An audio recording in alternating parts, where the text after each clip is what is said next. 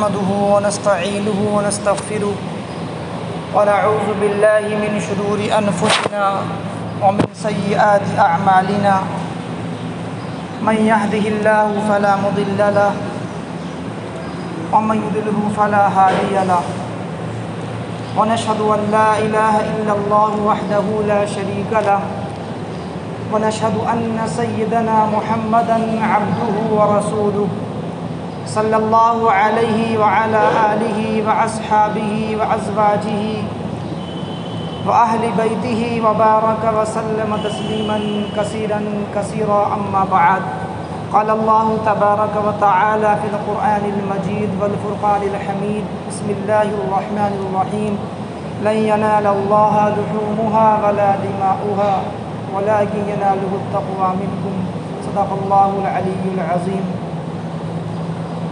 میرے محترم عزیزوں، دوستوں، بزرگوں، قربانی کا وقت قریب ہے۔ قربانی ایک عظیم الشان عبادت ہے۔ قربانی اسلام کا ایک شعار ہے۔ قربانی اس عظیم الشان قربانی کی یاد ہے جو حضرت ابراہیم علیہ السلام نے اپنے بیٹے اسماعیل علیہ السلام کی آزمائش کے طور پر دی، اور اللہ تعالیٰ نے حضرت ابراہیم علیہ السلام کی کئی مقامات پر آزمائش کی، اور حضرت ابراہیم ان آزمائشوں کے اندر کامیاب اترے۔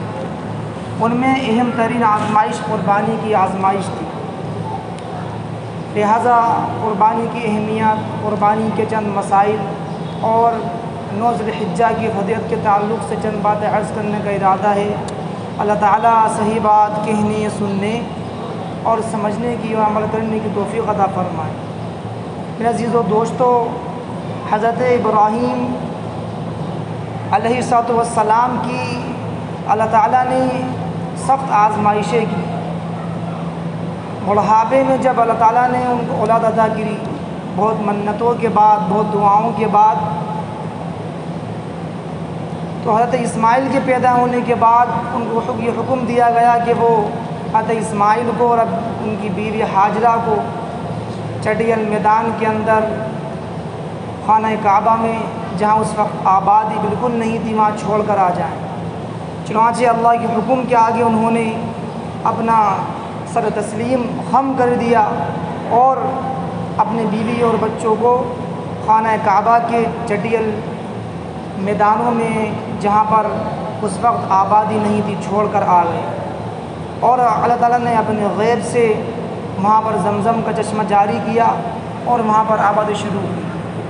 دوسری اللہ تعالیٰ نے آزمائش ابراہیم علیہ السلام کی یہ فرمائی کہ جب اسماعیل علیہ السلام تھوڑے بڑے ہوئے اور ان کی عمر 13 سال کی ہوئی تو یہ حکم دیا، اللہ نے انہیں خواب میں یہ دکھایا کہ وہ اپنے بیٹے کو ذبح کر رہے ہیں، ان کی قربانی کر رہے ہیں۔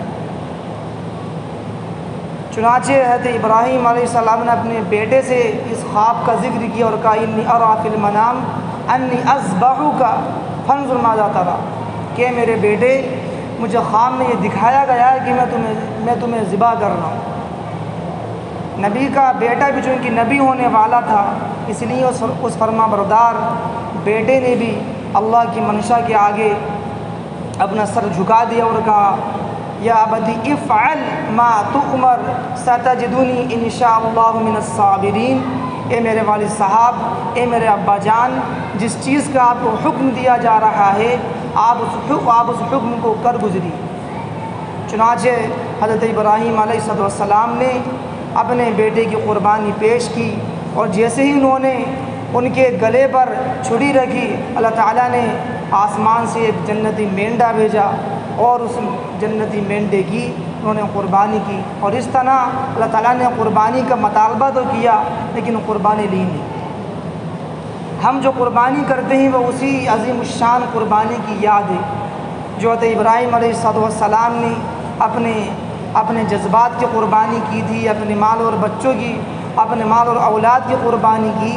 میرے عزیزو دوستو، اصل قربانی اسی قربانی کی یاد ہے۔ اللہ تعالیٰ مجھے آپ کو اس کا صحیح علم عطا فرمائے اور قربانی کی حقیقت میں نصیب فرمائے۔ ہم صرف ایک رسمی اور رواجی طور پر قربانی کرتے ہیں، لیکن ہم اگر غور کریں تو اس کے اندر بہت سی حکمتیں و مصلحتیں پوشیدہ ہیں۔ بہرحال عزیزو دوستو، آج ایک مسئلہ یہ بھی چل رہا ہے کہ کچھ لوگ قربانی کے منکر ہو رہے ہیں۔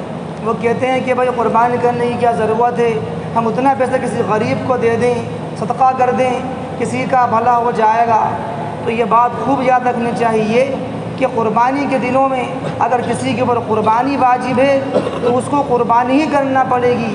اگر وہ ان ایام کے اندر کسی کو صدقہ دے گا، کسی کو پیسے دے گا، کسی کو کپڑے پہنائے گا قربانی کے بدلے میں، تو واللہ کے یہاں ایک صدقہ تو ہو جائے گا لیکن قربانی شمار نہیں کی جائے گی، اس لیے کہ قربانی کے ایام خاص ہیں اور صدقے کے ایام خاص نہیں۔ صدقہ 12 مہینوں میں ہم کبھی بھی دے سکتے ہیں، لیکن قربانی سال کے صرف ان 3 دنوں کے اندر ہی کی جائے گی۔ ان سے پہلے یا اس سے پہلے کی جائے گی تو صدقہ کہلائے گا، وہ ان دنوں کے اندر کی جائے گی، وہ اضحیہ کہلائے گی، قربانی کی جائے گی۔ اس لیے اللہ تعالیٰ نے جن کو صاحب نصاب بنایا ہے، جن پر قربانی واجب کی ہے، ان کو ضروری ہے کہ وہ ان ایام کے اندر قربانی کریں۔ دوسرا اہم مسئلہ یہ ہے کہ قربانی کس پر واجب ہے۔ پہلے بھی عرض کر چکا ہوں کہ قربانی اس شخص پر واجب ہے جو صاحب نصاب ہو، اور صاحب نصاب اس شخص کو کہتے ہیں جس کے بعد 52.5 تولہ چاندی یا 7.5 تولہ سونا یا 52.5 تولہ چاندی کی قیمت کے بقدر روپیہ، پیسہ، ضروری سوست سے زائد سامان موجود ہو تو وہ شریعت کی نگاہ میں صاحب نصاب ہے۔ زکوٰۃ میں اور قربانی میں ایک اہم فرق ہے کہ زکوٰۃ دینے کے لیے مال کے اوپر سال کا گزرنا شرط ہے۔ زکوٰۃ دینے کے لیے مال پر سال کا گزرنا شرط ہے۔ اگر مال پر سال نہیں گزرا تو قربانی واجب نہیں ہو، تو زکوٰۃ واجب نہیں ہوتی۔ لیکن میرے عزیزو دوستو، قربانی کا مسئلہ سے مختلف ہے۔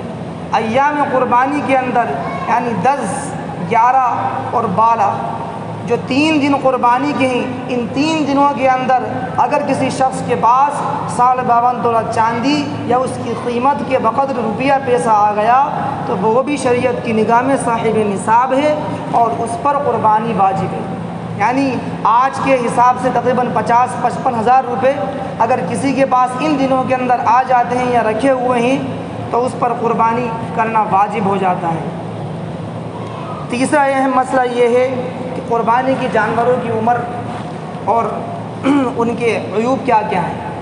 تو دیکھیں، جو چھوٹا جانور ہے، بکرا ہے، اس میں 1 سال مکمل ہونا شرط ہے، اور جو پاڑا ہے، بھینسا ہے، گائے وغیرہ ہے، ان میں 2 سال کا مکمل ہونا شرط ہے۔ 2 سال جانور نے مکمل کر لیے ہوں اور تیسرے سال میں داخل ہو گیا ہو۔ ایسے ہی اس سے بڑا جو جانور ہے اونٹ، اس کے لیے 5 سال کا ہونا شرط ہے، 5 سال مکمل کر لیے ہوں اور 6 سال میں وہ داخل ہو گیا ہو۔ اصل شریعت کے اندر عمر ہے، 2 سال مکمل پانے کی شرط ہے، ضروری ہے۔ ایسے ہی بکری کی عمر 1 سال مکمل شرط ہے۔ دانت یہ اس کی علامات ہیں، دانت کا ہونا یہ شرط نہیں، لیکن چونکہ یہ بڑی علامت ہے اس وجہ سے دانت دیکھ کر بھی لینا چاہیے۔ تیسری اہم بات جو ہے وہ عیوب کے تعلق سے ہے۔ قربانی کے جانور میرے عزیز و دوستو چونکہ ایک ہدیہ ہے، اللہ کی نیاز میں، اللہ کی بارگاہ میں ایک تحفہ ہے، اور یہ قاعدہ جب ہم کسی کو ہدیہ دیتے ہیں، تحفہ دیتے ہیں، تو ہم یہ چاہتے ہیں کہ اس کو عمدہ سے عمدہ تحفہ دیں، اس میں کوئی کمی نہ ہو، اس میں کوئی کجی نہ ہو، اس میں کوئی کسی طریقے کا نقص نہ ہو اور عیب نہ ہو۔ لہذا قربانی میں بھی یہ ضروری ہے کہ ہم صحت مند اور تندرست جانور کو قربان کریں۔ اللہ کے نبی نے فرمایا کہ فربا اور تندرست جانور کو قربان کرو اور لاغر اور کمزور جانور کو قربان نہ کرو۔ جب قربانی کے لیے جانور خریدو تو آپ نے فرمایا کہ اس کی آنکھ اچھی طریقے سے دیکھ لو، اس کے کان اچھے سے دیکھ لو کہ اس میں کوئی عیب نہ ہو۔ اسی وجہ سے فقہاء نے قرآن حدیث روشنی میں لکھا ہے کہ جانور کے اندر کوئی عیب نہیں ہونا چاہیے، وہ ایسا لنگڑا نہ ہو کہ اس کا لنگڑاپن بالکل ظاہر ہو، اس کی 3 ٹانگیں صحیح ہوں لیکن چوتھی ٹانگ وہ ٹکاتا بھی نہ ہو۔ ایسے ہی اس کی آنکھ بالکل خراب نہ ہو، کہ آنکھ کی روشنی بالکل خراب ہو، اس سے دیکھا ہی نہیں جاتا ہو، اور اس کا اندھاپن بالکل واضح ہو۔ ایسے ہی فرمایا کہ اس کا تہائی سے زیادہ کان نہ کٹا ہوا ہو، دم نہ کٹی ہوئی ہو، یہ قربانی کے لیے شرط ہے۔ اگر کسی کے اندر ایسا کوئی عیب ہے، اگر تھوڑا موڑا کوئی ہلکا سا کھر کٹا ہوا ہے، ہلکی دم کٹی ہوئی ہو تو چل جائے گا، لیکن اگر تہائی سے زیادہ کوئی عضو کٹا ہوا ہے تو اس جانور کی قربانی کرنا وہ درست نہیں ہے۔ فرمایا اللہ کے نبی نے کہ اپنے قربانی کے جانوروں کو فرمایا کہ فربا خریدو اور صحت مند جانور کی قربانی کرو، اور لاگر اور کمزور قسم کے جانور کی قربانی نہ کرو۔ ایسے ہی میرے عزیز و دوستو، قربانی کرنے کا وقت اور قربانی کرنے کی دعا۔ قربانی کا وقت کیا ہے؟ قربانی کا وقت وہ 10 ذی الحجہ سے لے کر 12 ذی الحجہ تک 3 دن ایام قربانی ہیں۔ گاؤں وغیرہ میں جہاں عید کی نماز نہیں ہوتی، وہاں صبح صادق کے بعد قربانی کر سکتے ہیں، اور شہروں کے اندر جہاں عید کی نمازیں ہوتی ہیں وہاں پر کم سے کم پورے شہر میں ایک جگہ نماز کا ہونا شرط ہے۔ اگر کسی شخص نے شہر میں کہیں بھی قربانی کر دی تو اسے قربانی نہیں، وہ صدقہ ہے۔ اس لیے شہر میں کم سے کم ایک جگہ نماز ہو جائے، اس کے بعد قربانی کا فریضہ انجام دینا چاہیے۔ ایسے ہی قربانی کے دنوں 9 ذی الحجہ سے لے کر 13 ذی الحجہ تک ایک خاص عمل کیا جاتا ہے۔ ہر فرض نماز کے بعد اس کو تکبیر تشریق کہا جاتا ہے۔ 9 ذی الحجہ کی فجر سے لے کر اور 13 ذی الحجہ کی عصر تک یہ کلمات ہر فرض نماز کے بعد ایک مرتبہ ہر مرد اور عورت پر پڑھنا واجب ہے۔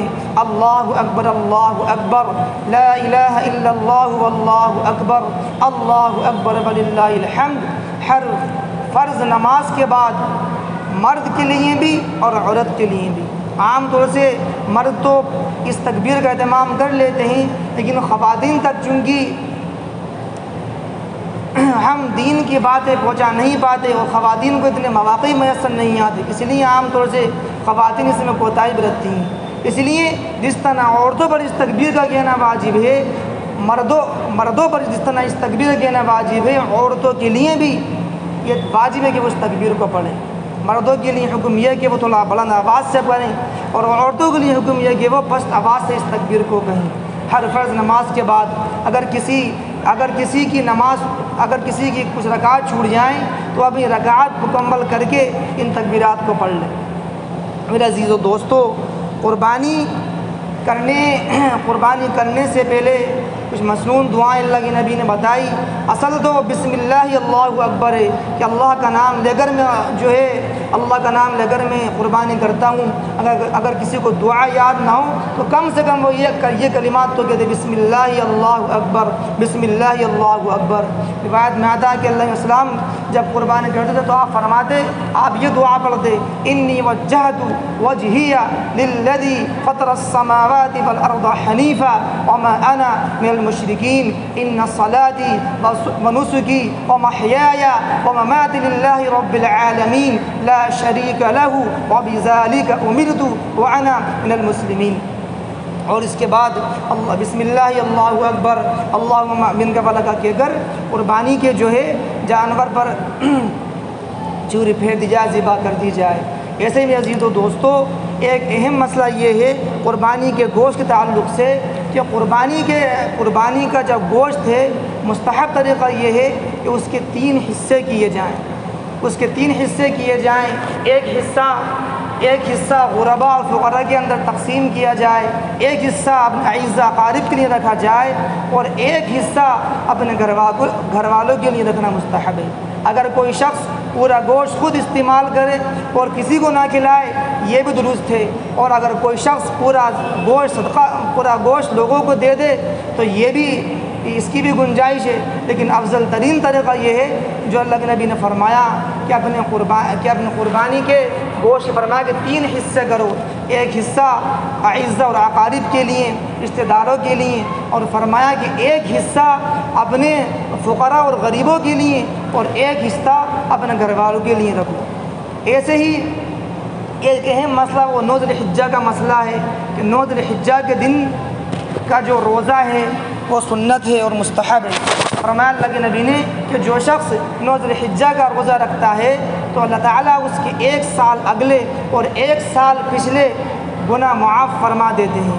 میں نے پچھلے ہفتے بھی عرض کیا تھا کہ 10 ذی الحجہ بڑا بابرکت ہے، ان ایام کے اندر اللہ کے نزدیک عبادات کرنے کی بڑی فضیلت ہیں۔ ان دنوں کے اندر ہر دن میں روزہ رکھنا گویا کہ 1 سال کے نفلی روزے رکھنے کے اجر رکھتا ہے۔ اسی لیے بہرحال دن گزر گئے، 2-3 دن رہ گئے، اس لیے ہم بقیہ ایام کے روزے رکھنے کی کوشش کریں، ورنہ کم از کم درجہ یہ ہے میرے عزیز دوستو کہ 9 ذی الحجہ جو پرسوں ہے یعنی اتوار کے دن کا روزہ کم از کم ہم رکھنے کی کوشش کریں تاکہ ہم اس کا ثواب پورا حاصل ہو جائے۔ اللہ مجھے بھی آپ کو بھی ان تمام باتوں پر عمل کرنے کی توفیق عطا فرمائے۔ وآخر دعوانا ان الحمد للہ رب العالمین۔